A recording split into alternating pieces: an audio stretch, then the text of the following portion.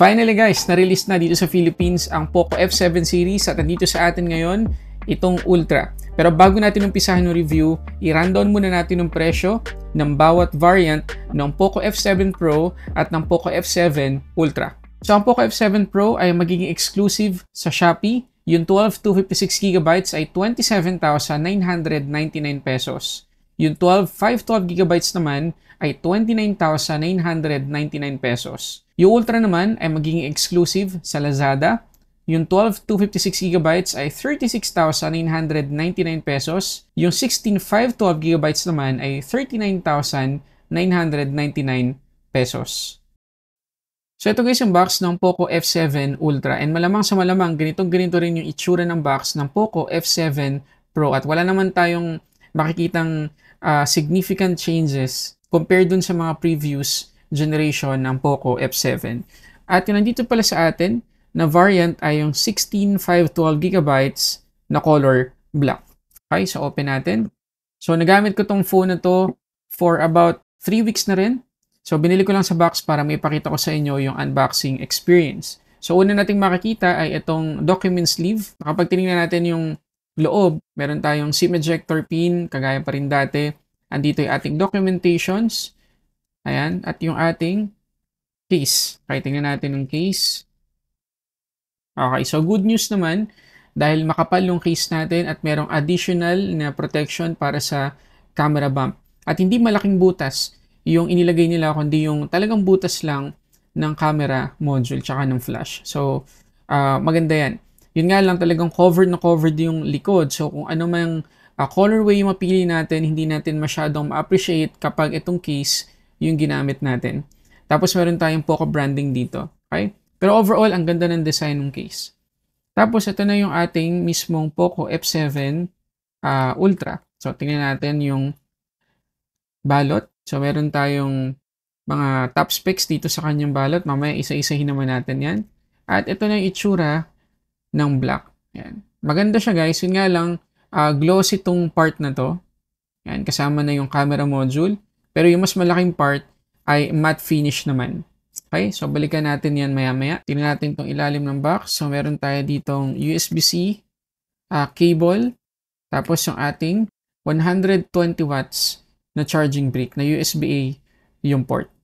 Okay, una natin pag-usapan dito sa Poco F7 Ultra ay yung kanyang design. So, kagaya nung sinabi ko kanina, magkaiba yung texture nung malaking part tsaka nitong maliit na part ng likod ng phone. Tapos meron itong IP68 na ingress protection, so dust and water resistant na yung phone na to. Pero ngayon, wala tayong IR blaster dito sa may taas. So malinis na malinis, maliban dun sa dalawang antena, wala na tayong makikitang kahit ano. Dito naman sa may right side, makikita natin yung ating volume up and down buttons, pati yung ating power lock button. Dito naman sa may left side, malinis na malinis din. At sa may ilalim, makikita natin ang ating SIM tray, main microphone, USB-C port, at yung ating speaker grill or yung main speaker. Ito naman yung kanyang SIM tray. So, dalawang nano SIM. Ayan, yung pwede nating ilagay dito. So, hindi tayo makakapaglagay ng micro SD card slot. So, kung gusto niyo ng future-proof na Poco F7 Pro or Poco F7 Ultra, doon kayo sa 512GB.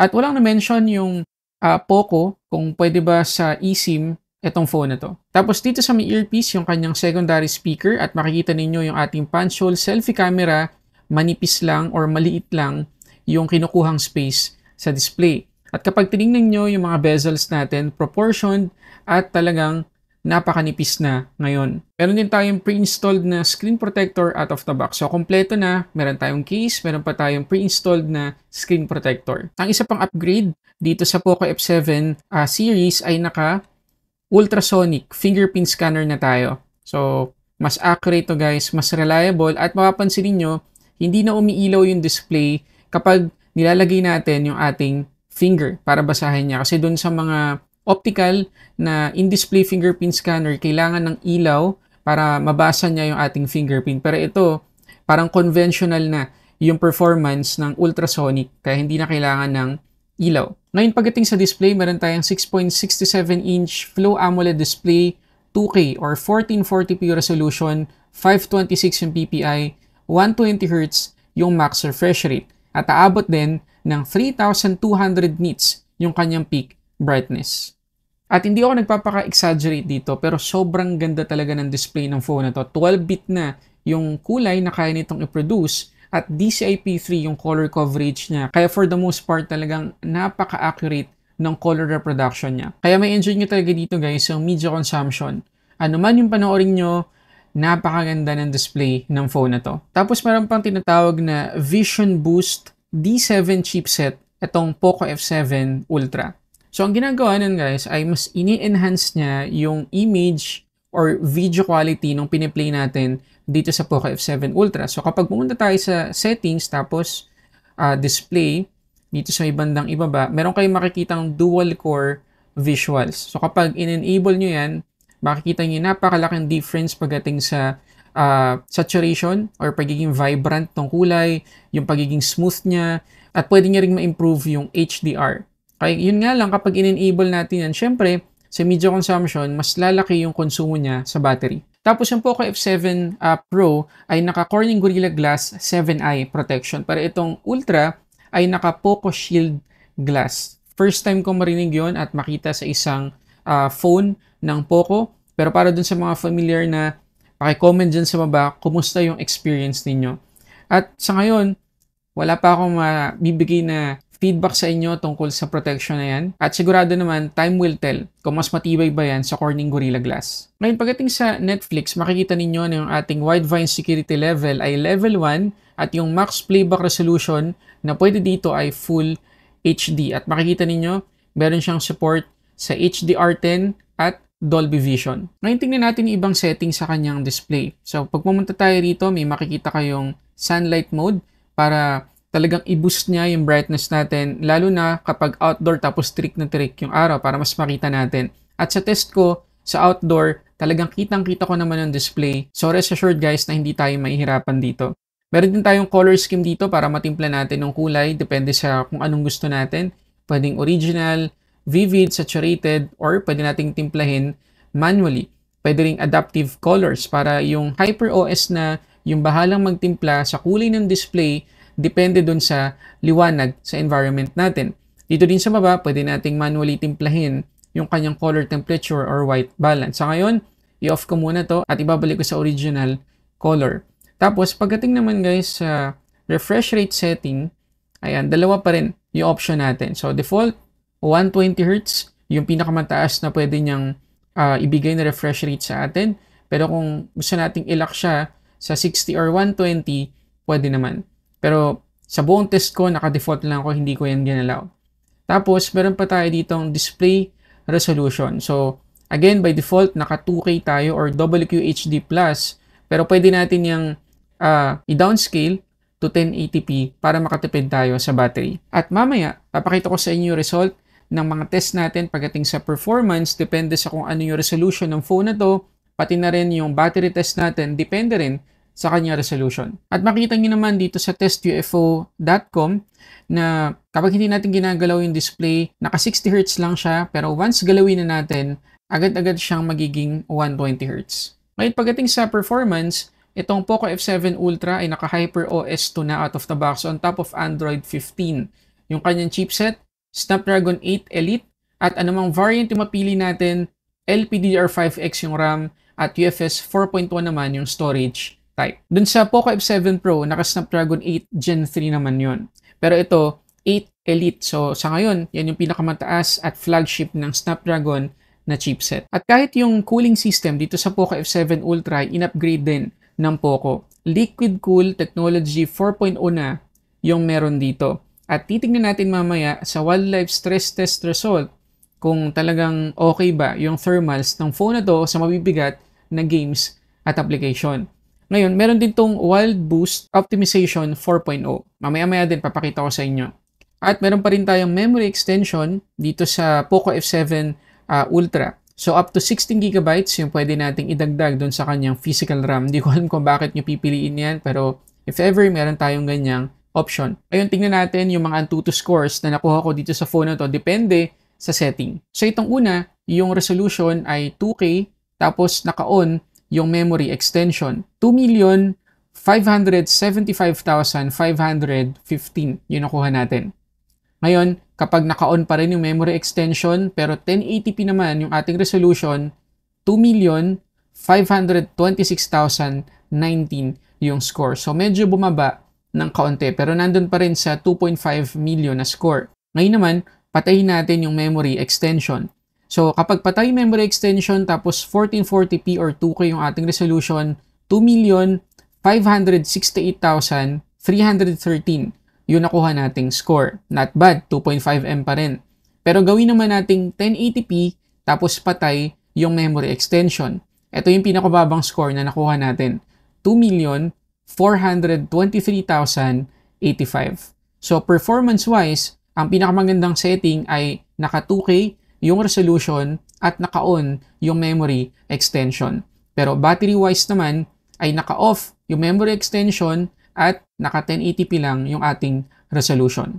Ngayon, para makita natin kung effective yung Liquid Cool 4.0 na nilagay dito sa Poco F7 Ultra, tingnan natin yung result ng wildlife stress test. So makikita ninyo na yung ating stability score ay 64.8% lang. Hindi ganun kataas. At makikita ninyo yung score niya mula doon sa peak na talagang ang taas. Buwaba siya.